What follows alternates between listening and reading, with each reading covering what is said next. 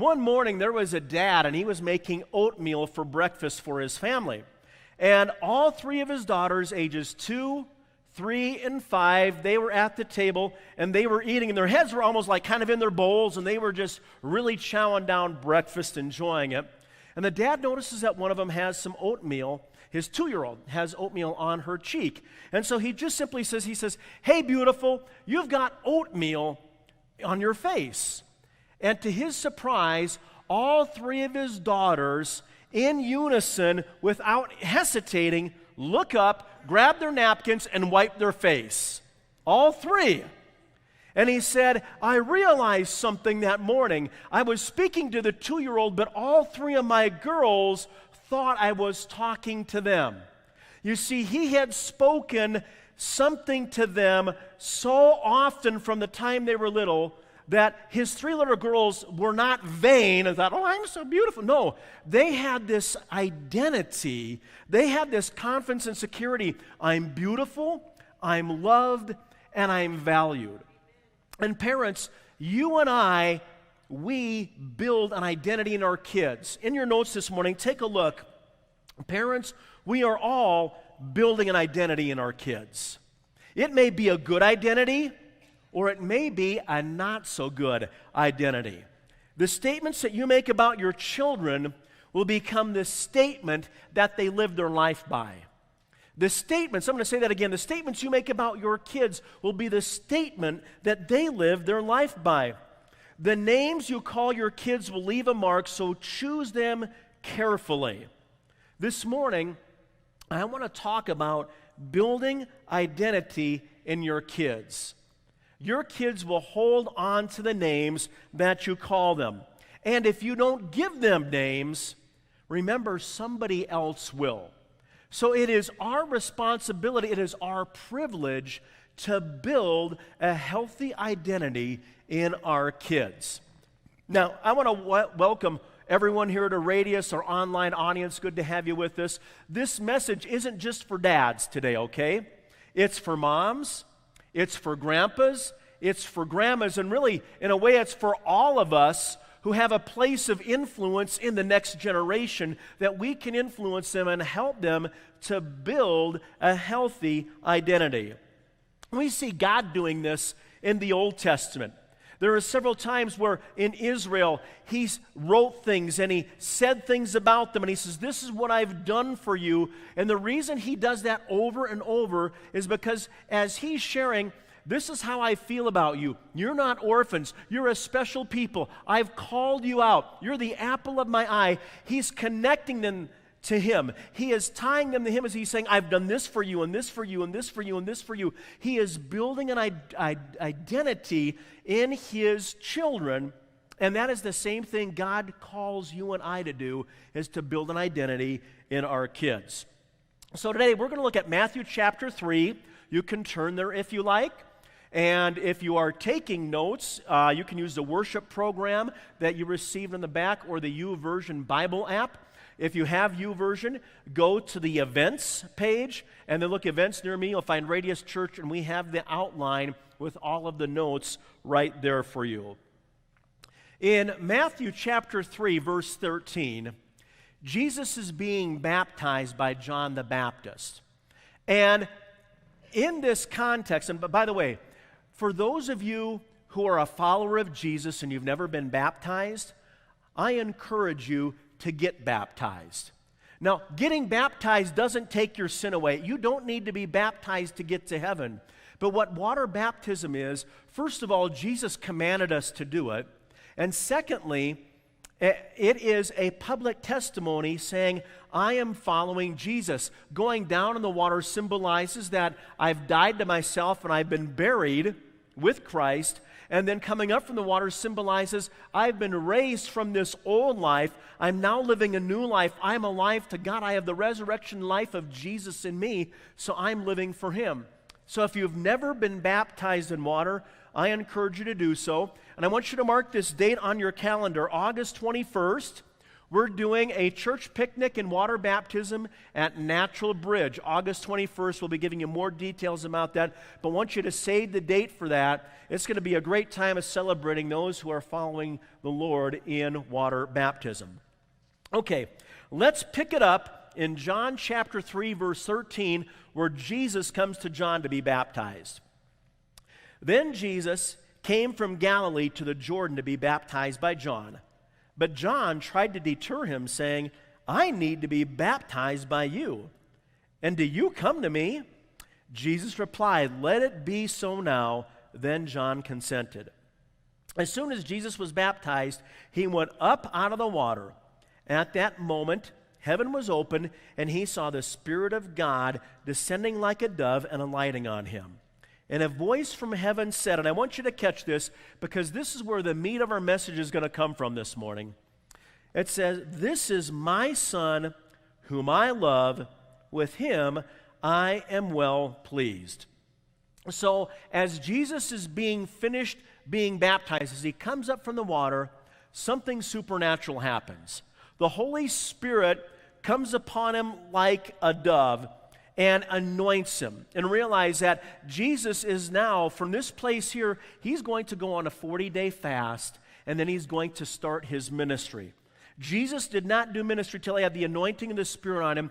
And so this happens, it's a very powerful thing. But then God the Father speaks from heaven, and this is what he says. He says, This is my Son whom I love. With him I am well pleased. God the Father was speaking identity to Jesus the Son.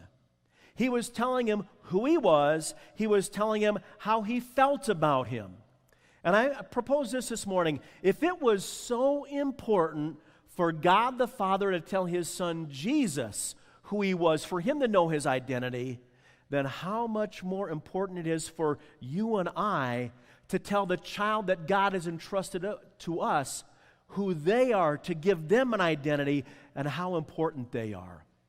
We need to be people that are building identity in our children, in our, in our grandchildren, in the next generation. So a few moments ago, we saw a video about things dads never say, okay? This morning I'm going to give you 3 statements that dads should always say. All right, 3 things dad should always say. They're there in your notes. And again, this isn't just dads, but moms, grandpas, grandmas, all of us, okay? These are identity-building statements, and they tie into our theme for 2022. What's our one-word theme for the year? Lead. This is about leading our kids, helping our kids. So it ties into our theme. Identity-building statement number 1, if you're taking notes, it's a statement of acceptance. A statement of acceptance. This is my Son. A voice from heaven in Matthew 3:17 said, This is my Son. Now, the Father focuses on who Jesus is, not on what Jesus has done or what he's going to do. He says, This is my Son, and he says he's accepting Jesus just for who he is, not for what he does. Our society, we determine the value of someone based upon what they can produce, based upon how well they can perform, what they can accomplish. If you're a star athlete, a gifted musician, a talented artist, or a powerful, successful, influential businessman, society kind of goes, oh, look at this person, how great they are. But friends, that's not how identity is validated. Our identity is not based upon external things, what we produce, what we accomplish, the accolades that we get from people. Identity is based upon something more important. In your notes this morning, our kids should not earn their value from what they do. They are valued and validated for who they are, our children. Our kids have value because they're our kids, not because they can throw a pigskin 50 yards downfield and one guy can catch it and run across a white line in the grass. I mean, when you think about that, that's pretty lame to base your value upon that. Our value does not come from what we do, and yet there are so many parents who, in some senses, live their life through their kids. They push their dreams on their kids to be what they never were, or for them to be successful because mom and dad don't feel good enough about themselves. And if my son or my daughter is a star, then that makes me feel good about myself. That elevates me in everyone's eyes, and really, it just elevates themselves in their own eyes. But our value does not come from what we accomplish. It doesn't come from what we accumulate. It doesn't come from what other people say about us. Our value comes from God Himself. Your kids don't have to be great athletes. They don't have to make the cheerleading squad, be the star of the school play, or be the school valedictorian for them to have a solid identity. You see, your kids are valued and validated because they've been made in the image of God and also in your image. That's why they have value. When my son Paul was 9 years old, he played his first year of fast-pitch baseball. He was doing pretty well, and he wanted to pitch. So we worked at home, and he was really doing pretty good. And I said to him, so Paul, do you want to go to the baseball diamond itself and practice there? And he said, yeah. So we did, and it was a good experience because it was so different because you're up on a mound, and you have to practice putting your foot on the pitching plate there, and then you've got to throw it across the home plate. And the big thing is, you're in this huge, wide open field instead of the small confines of our yard between the trees and the house. I mean, when you're out there, they say the pitcher mound is one of the loneliest places on the planet. It is, especially when you've got the stands filled with fans, and the other team's trying to knock you out of the park. It's a totally different environment. And my son, he just wasn't throwing well. They were going high and low and in and out, and it was like totally different than what he was doing at home. I mean, and because we had a pitcher's mound, we had measured it off, but he was having a tough time in this new environment, and he said, I'm a horrible pitcher. And I was down in the catching stance behind home plate, and when he said that, I got up from where I was.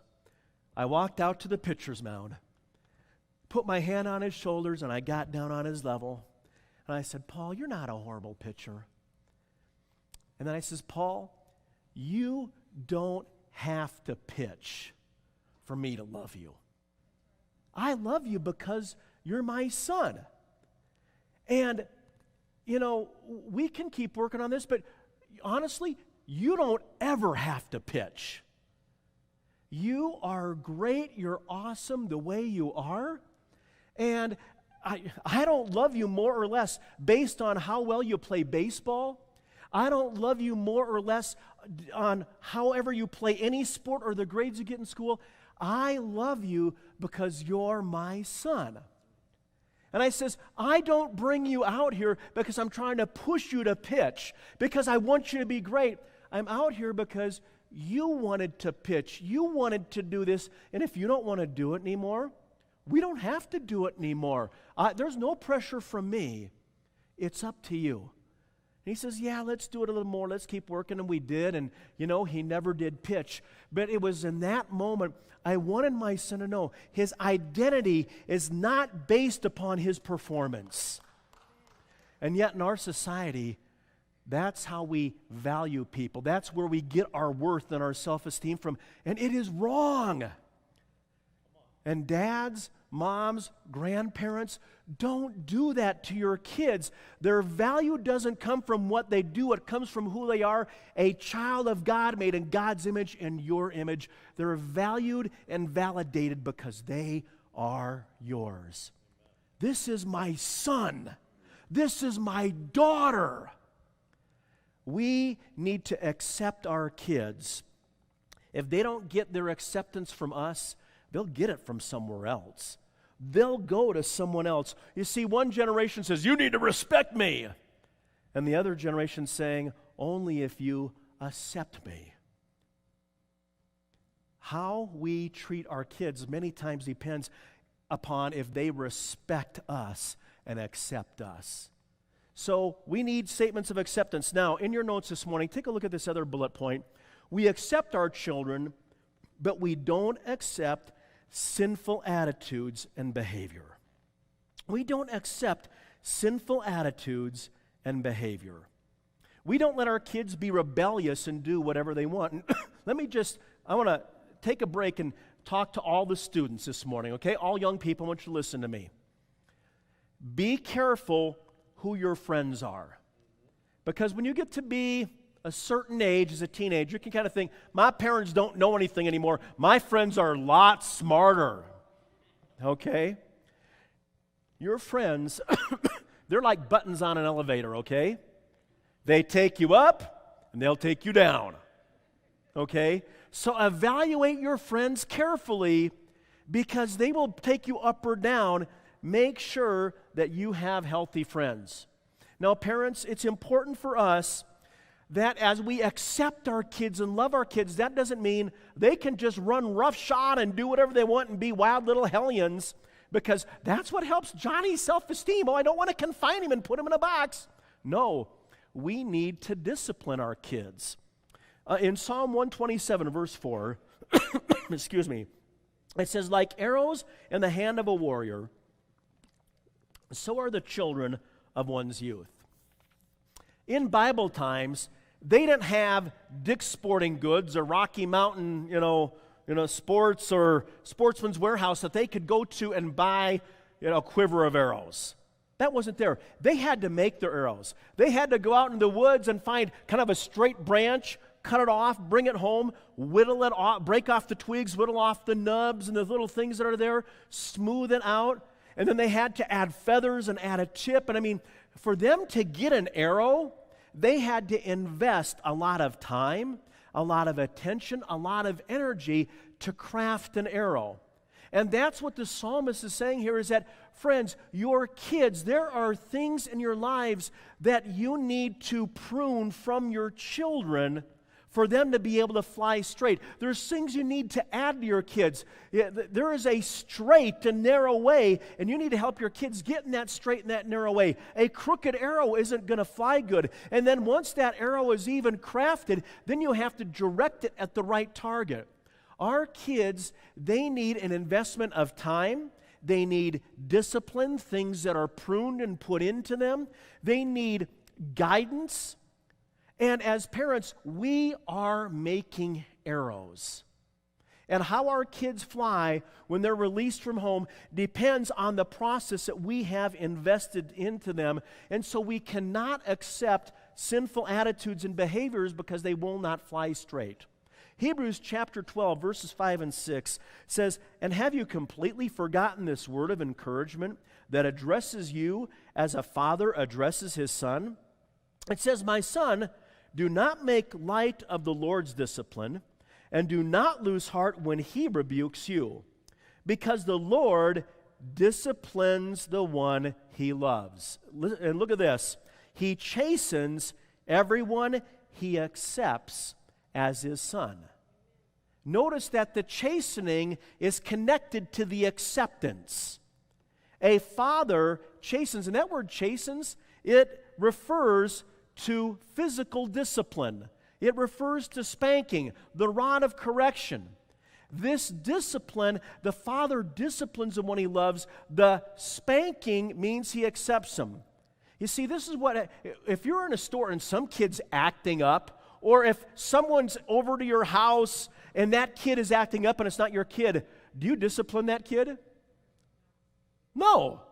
Maybe you'll say something, but you're not going to give them consequences, give me 40 push-ups or go sit in the car. You don't do that to someone else's kid. You only discipline your own kid. And this is what happens. So many of us, as we grew up, we were not disciplined by our parents. We were punished.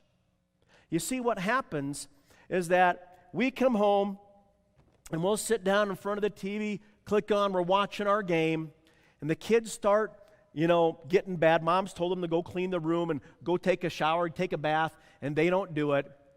And mom's telling them to do it, and we hear the yelling in the background, and we don't do anything. And it just gets louder and louder and louder, and you can't hear the game anymore, and your wife is upset, and all of a sudden it's like, didn't you hear your mom? Go get in the bathtub now! That's going to sound great online, but hey, that's what have we done? We got angry because I can't watch my game, or I can't read my book, or I'm working on the project under the car, and I got to stop my work, and I've got to come in and take care of you. And you're ticking me off. That's not discipline. Discipline, in your notes this morning, is performed with the fruit of the Spirit for the welfare of the child. Discipline is performed with the fruit of the Spirit for the welfare of the child. What's the fruit of the Spirit? Love, joy, peace, patience, kindness, goodness, gentleness, faithfulness, self-control. If our discipline is done out of harshness instead of gentleness, if it's done out of we're losing control and we don't have self-control, if it's done with short-temperedness instead of patience, if it's done with anger instead of a spirit of peace and love, we are sinning. That's not discipline. That's a sin. Many of us were punished. What is punishment? Punishment is performed out of anger because the parent is agitated. I'm agitated. I am ticked off because I can't watch my game. You're making it difficult for me to enjoy my time. That's punishment. I'm upset, so now I'm doing something. You see, discipline sees that a child has deliberately disobeyed a command. And in Ecclesiastes it talks about because punishment on sin is not executed speedily, sin is bound up in the heart of the person. And so we need to address rebellion, because that's what disobedience is, where the child says, I know better than you. You're not my authority. I'm my authority. I think it's better for me just to play around in my room than to go take the bath like you said. I am deliberately putting me above you. Isn't that what the devil said to God? God, I don't want to do what you tell me to do. I want to be the authority. And that's why rebellion is like a sin of witchcraft. And if in our kids we let rebellion continue to grow in their life and we don't address it, they think, well, I don't have to really listen to God. I don't have to pay attention to what he says because there's no pain for my sin. There's no consequence for my wrongdoing. I can do wrong and get away with it. That's why discipline, not punishment, that's why discipline is so important, because God loves those, he disciplines those he loves. The chastening means he accepts them as a son. And so we correct our kids, we discipline them, not out of anger, not out of revenge, not because we're ticked off, because, I want you to have a sensitive heart when the Holy Spirit speaks to you and says, this is wrong. If you have developed a sensitive heart to my voice when I say, don't do this instead, if you've developed that obedient, submissive, sensitive heart to me, then you're going to have that obedient, sensitive, submissive heart to God. That's why we discipline. So it's not just accepting them with love, but it's accepting them with discipline. And for a lot of us, that's a totally new concept. And we don't know how to discipline because many of us weren't disciplined, we were punished. Dr. Dobson has a great book called Dare to Discipline. I encourage you to get that if you're a parent.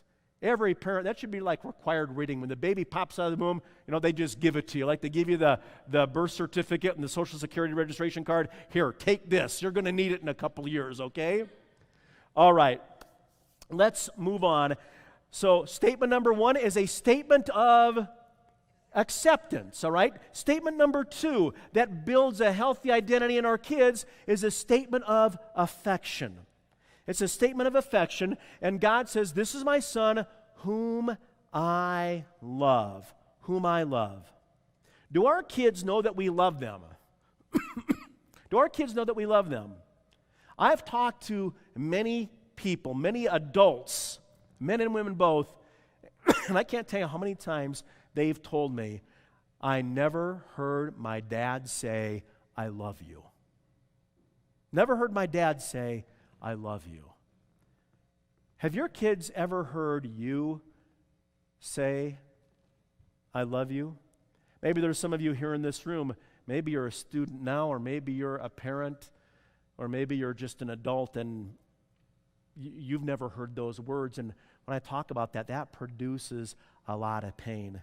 You know, we had a word this morning about God being a father. My prayer is that if you haven't had a good dad, that God would make up that difference in your life, and that you would receive His acceptance and His affection and His affirmation, that you would receive the things that you didn't get or that you're not receiving now. How do we express affection? How do we make statements of affection? A couple of bullet points there in your notes this morning. Actually, 3 of them. Number 1 is verbalize your love. Verbalize your love. Silence speaks louder than anything, okay? I want you to practice this with me, okay? How many can talk this morning? If you can talk, raise your hand. You see, some of you are being rebellious and you're not raising your hand. Okay, all of us can talk, so I want you to practice this. This might be tough to say, okay? You ready? I love you. Okay, think you got it? Let's try it together. I love you. Again. Say it like you mean it. I love you, okay? That's your homework assignment for this week. If you're a parent or a grandparent, I want you today to tell every one of your kids, I love you. Now, if that's the home like my father-in-law grew up in, that would be a lot because he came from a family of 13 kids, okay?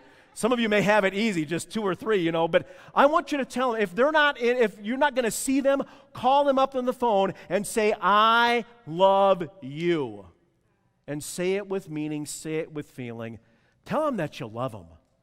Your kids need to hear it, no matter how many times you've said it. For some of you, that might be the very first time you've said that to your kids. That's okay. Better late than never.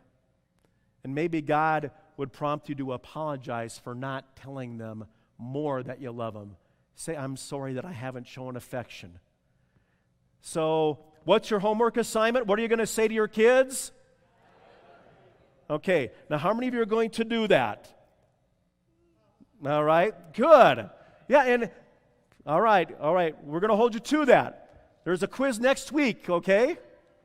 All right, verbalize that. Here's a second way to make statements of affection. Know your child's love languages. Know your child's love languages. There's acts of service, gifts, quality time, words of affirmation, and physical touch. We have a link on the web to a free quiz that you can take. You can have your kids take. And the website talks a little bit what each one of those are. I'm not going to go into them for time's sake. But find your kids' love language and find yours, because this is what we tend to do. We tend to give love the way we receive love.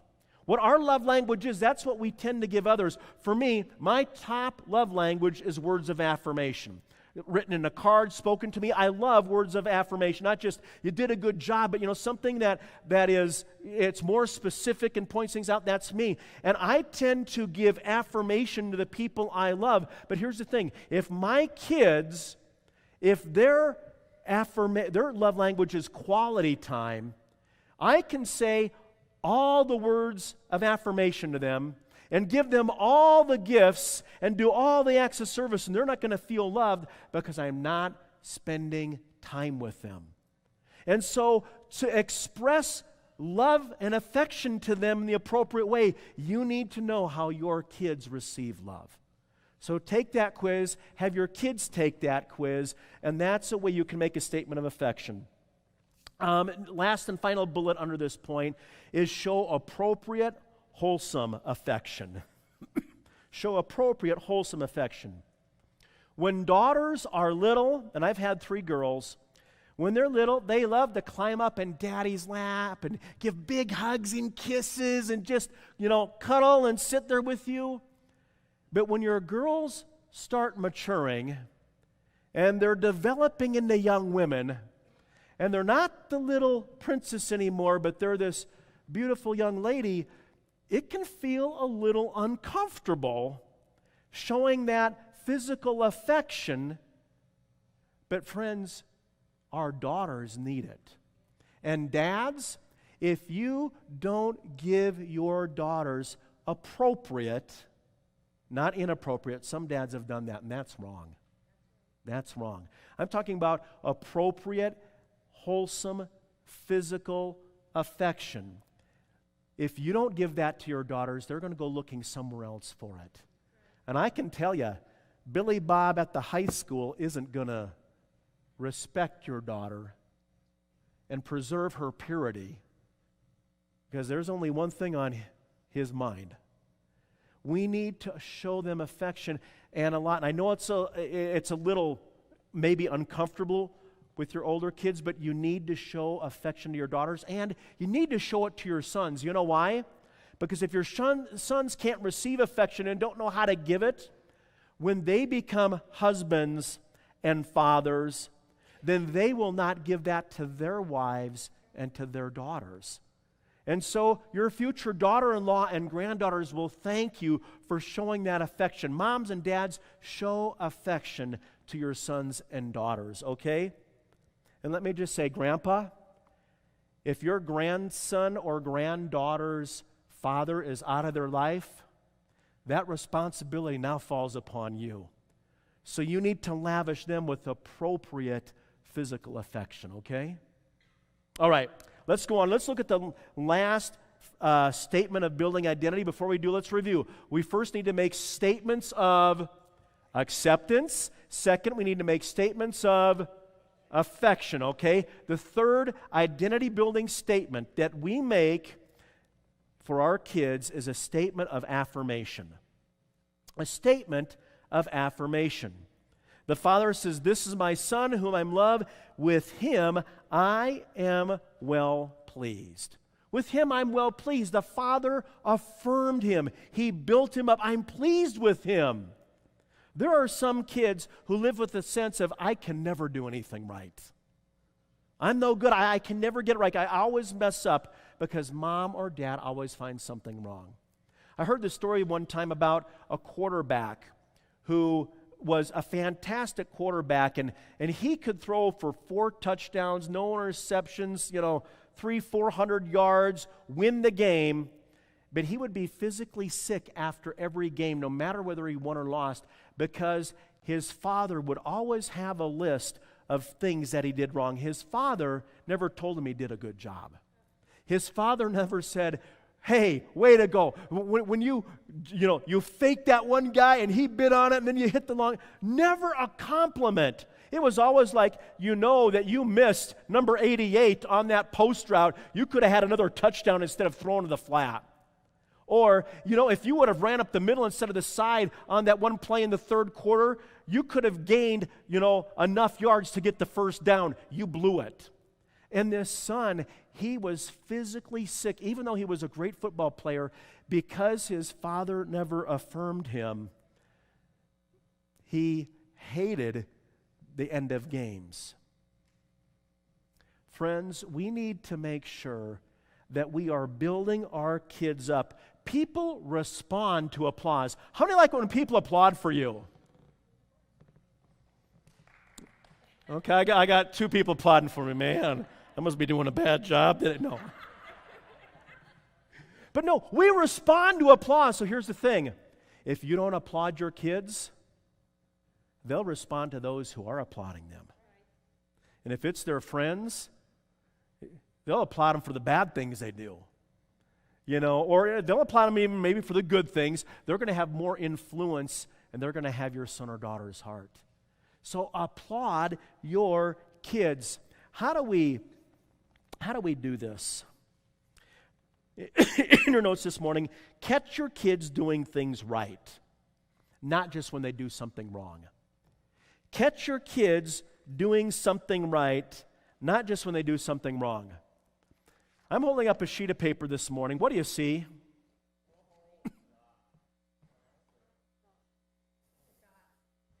I'm hearing a hole, a dot, a circle. Okay, let me ask this. How many are seeing a white sheet of paper with a hole, circle, or dot? Okay, but when I asked a question, you only focused on the dot. You didn't focus on the white sheet of paper. And friends, that's what we tend to do. We tend to focus on the black mark instead of all of the white paper, their whole life, all the good things they've done. And our kids, it's like they can do all these good things and they do one thing wrong, and you didn't do that today. Yeah, I have a tendency to do that. I'm a perfectionist, and I'm hard on myself, and I have a tendency to, man, I didn't do that, and so I tend to do that to my kids. Not to see all the good things they've done, but to find that one or two things that they could have done better or they didn't do. And we need to catch our kids doing things right, okay? I'm going to give you a little bit more homework. Try to find 3 things a day your kids did right. Try to find 3 things a day. Just type them in your phone. Make a text to yourself. And then at dinner table, you can just say it to them, or at breakfast table, hey, I saw you do these things yesterday. Great job on this. Another statement of affirmation, another way to do this is in your notes, the bullet point, it says affirm character, not just production. Affirm character, not just like when they score the winning touchdown or they got the lead in the play and they knocked it out of the park. But, hey, you've got a great work ethic. You work diligently with excellence without complaining. And I so appreciate that about you. You have a great work ethic. That was very thoughtful of you. When we were at Walmart the other day and that elderly lady, her bag broke and her stuff went all over, and you went over and you picked it all up and you helped it get it to the car.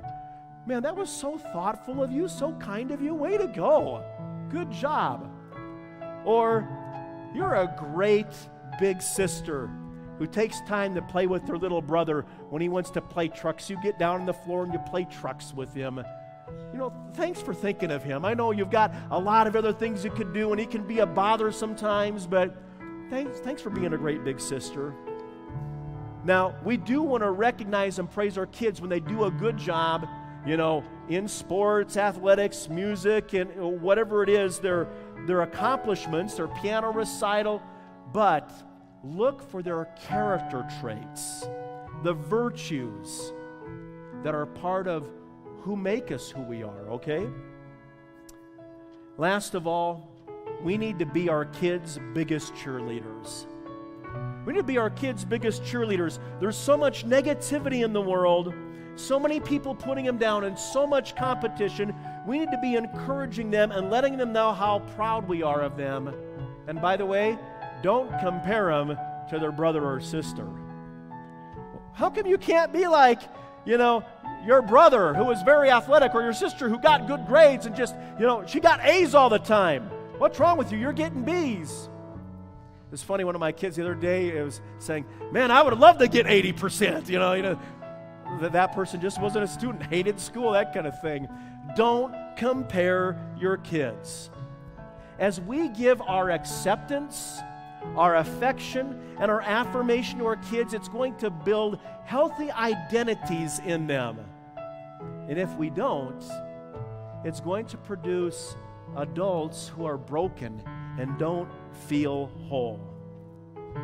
Now, I just want to say something to kids this morning. Kids, for some of you, your parents never received these things. They didn't receive acceptance, affirmation, or affection at home, and it's hard to give something you've never received. You know, if I tell Sam this morning, Sam, I want you to give $100 right now to your sister Olivia. She's saying, yeah, come on. Can you do it? You can, but you're not gonna. Now, what if I gave you $100? Then you could do it, right? No, he says no. Someone else is, you know what I'm saying? If Sam doesn't have $100, he can't give $100 away. But if you give him $100, then he can do it. And that's us. If we haven't received those things, students, If your parents haven't received them, it may be very hard for them to give it to you. So go easy on your parents. Forgive your parents. And parents and grandparents, if you never received those things from your parents, ask God to help you to change. Say, God, you give me your acceptance. You give me your affirmation. You give me your affection so I can give it to my kids. Freely I've received, freely I can give. Acceptance, affection, affirmation, these things need to be intentional. What are you going to say to your kids this week? I love you. And you know what? I'm going to add on your homework. When you say it, give them a hug.